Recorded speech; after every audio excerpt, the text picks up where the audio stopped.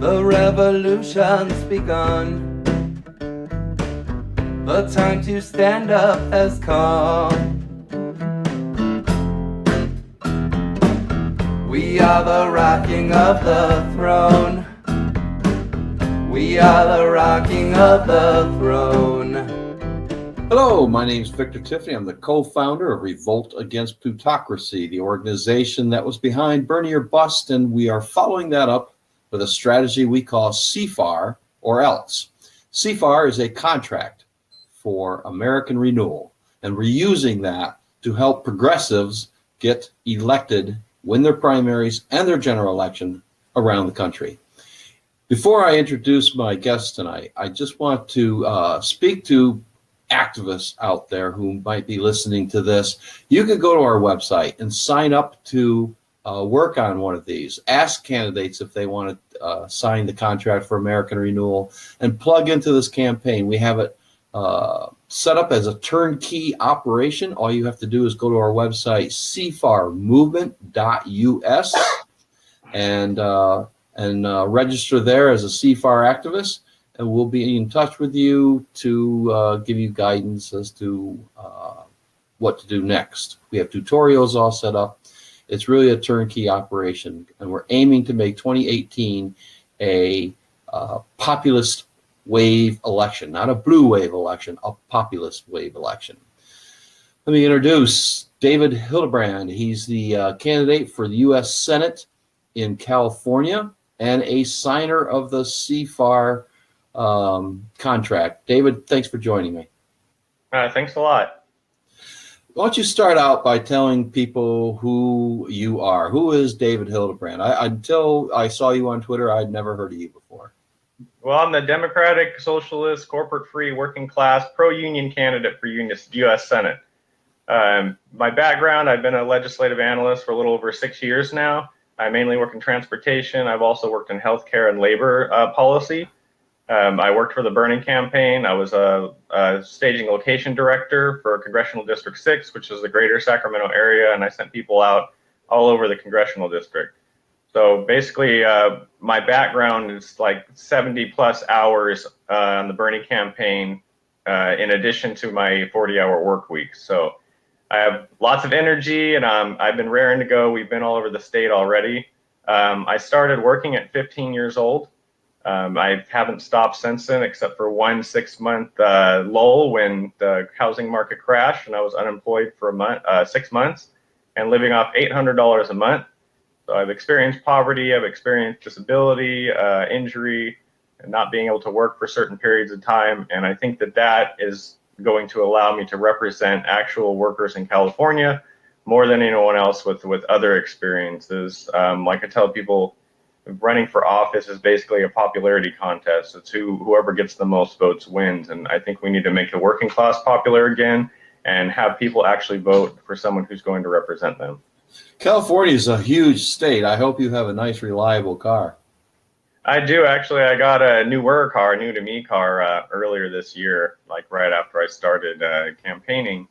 So I've actually done a lot of driving. We've been flying as well. I've been to LA 8 times. I've been to Redding area 3 or 4 times. I've been to Chico, Modesto, Sacramento, obviously, Manteca. So I've been basically everywhere in the Bay Area I've been. So now we're kind of like rounding off the parts of the state we haven't been, and then we're going to do some more repeats. Why don't you tell people why you signed the Contract for American Renewal?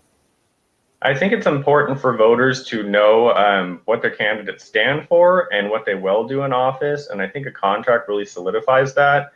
Whereas I could say anything I want on the campaign trail and people are just going to shrug it off because they've been used to the same thing over and over again. People saying one thing and doing another. Gavin Newsom's a good example of this. He says he's for an issue and then he's against it, and then he's for it and then he's against it, depending which crowd he's going to and speaking in front of. So I'm very solid on the issues that I promote, and I don't stray from those. So some of these contract positions, the Medicare for all, the infrastructure strategy or approach, and the free college for anybody qualified to get accepted by a university, are all pretty big ticket, expensive items. You're just a tax and spend liberal, aren't you? I wouldn't say I'm a tax and spend liberal because I don't call myself a liberal. I call myself a progressive because I don't have enough money to be a liberal.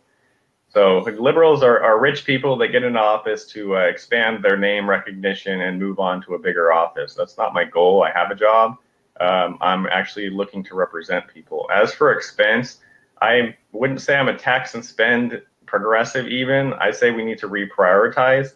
There's many different ways we can do this, but I think even under our current system, without systems like MMT or anything like that, even under our current system, if we reprioritize what we spent, then we could fund a lot of this already. If we're spending $700 billion this year on war, I think we can reprioritize some of that money back to the U.S. and spend that on actual infrastructure programs here and pay people a living wage with good benefits here.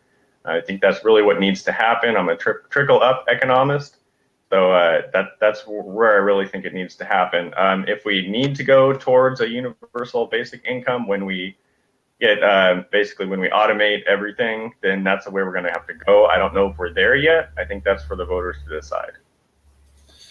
And of those 11 positions, policy positions that are laid out on the contract template, which ones do you expect you're going to be stressing the most? I see you holding signs at Medicare for All, so I have to assume that'll be one of your primary issues. But you just spoke to the need to reduce the military budget. I imagine you'll be talking about pulling out of Afghanistan, which is very popular, not just in California, but all over the country.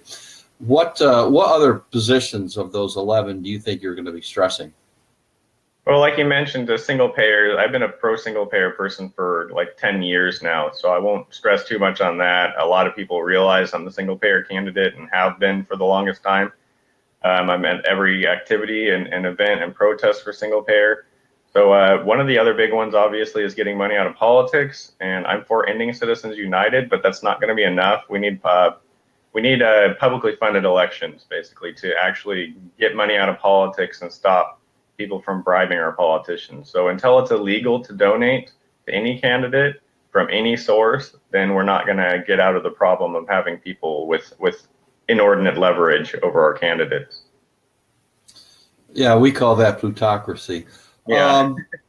How do you expect to deploy this contract going forward? Are you going to use it in interviews with the media? Are you going to send out a press release? Are you going to put it out front when you're in a debate, if you ever actually get in a debate with Senator Feinstein or any other opponents? How are you going to deploy this contract? I'll actually bring it up in debates, but the important thing to remember is that all the positions in CFAR actually have been on my platform since March. There's nothing on the CFAR platform that isn't already on my candidate platform that's been on there for months. So these are issues that I've already been promoting. So all I would have to do is tack on the contract's name and then go forward with that in debates. Obviously, I'll be doing a lot more promotion after this interview of CFAR on my social media, which seems to get the biggest traction. So that's one thing I'll be doing. When it comes to debates and stuff, I think people's knowledge about what CFAR actually is important, and maybe putting forward, kind of like my flyer has with, I don't have one with me right now. What my flyer has on the back is basically a list of all the things that I support. It's just a laundry list of things that I want to get done. Like I said, it's pretty much, it's the same thing as CFAR. So I think having handouts that say what CFAR is would be very beneficial. Actually, you just used it in the previous question, exactly how it can be most powerful. Mm-hmm. You're a stranger to a lot of people, probably fewer in California than here in New York or other places around the country. But the fact of the matter is, voters don't have to trust you. They don't have to believe you are going to do what's on your platform, because unlike all your opponents, you've actually made a binding commitment to go to Washington and do what's on that contract. Yeah, that's true. And like I mentioned earlier, signing something and turning it in that shows that it's a binding contract like that is an important thing. And I would be surprised if other candidates were unwilling to sign onto that contract. So like I mentioned, for me, it was easy because it's already my platform. Yeah, don't be too surprised. There are 7 Democrats running in the primaries here in my congressional district.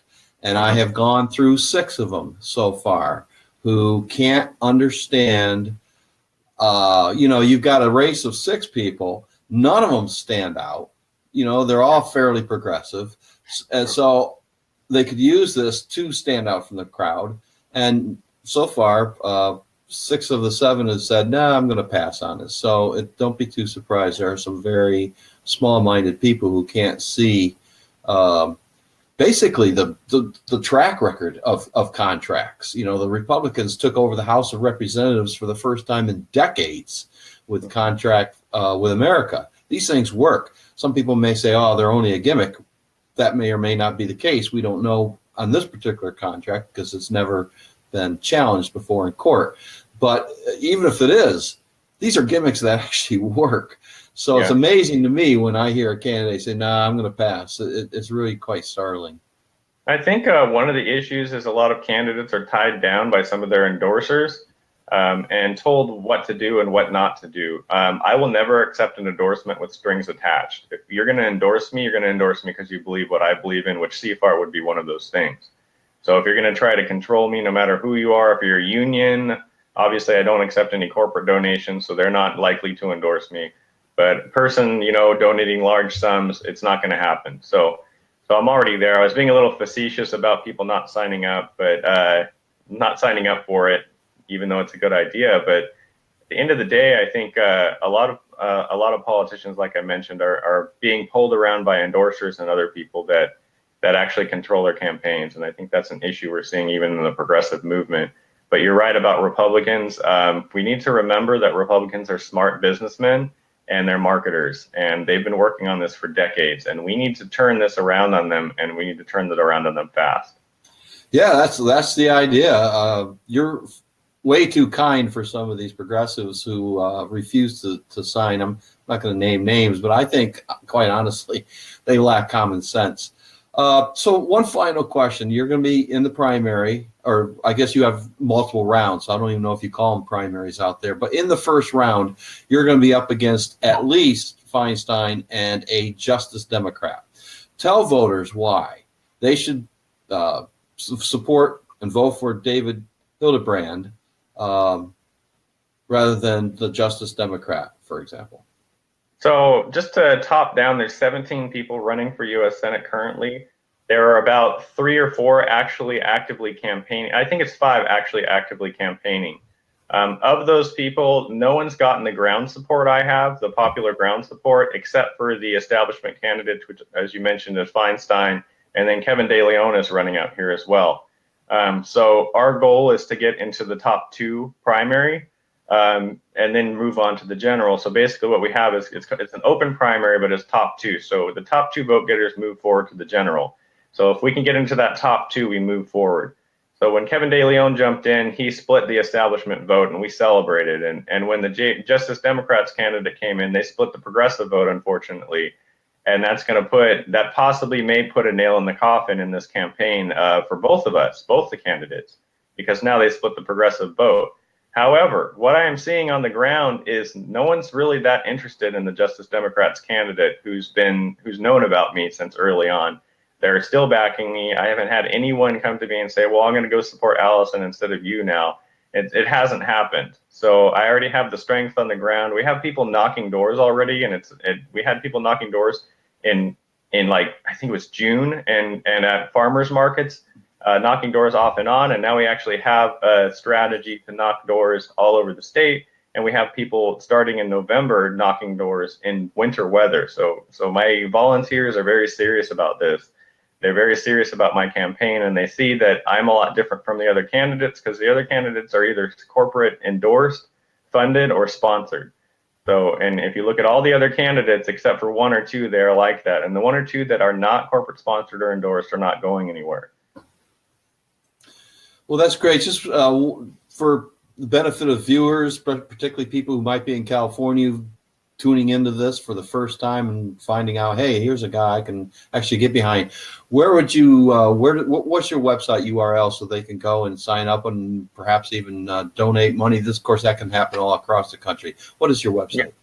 It's davidforcalifornia.com, and it's the word 4, not the number.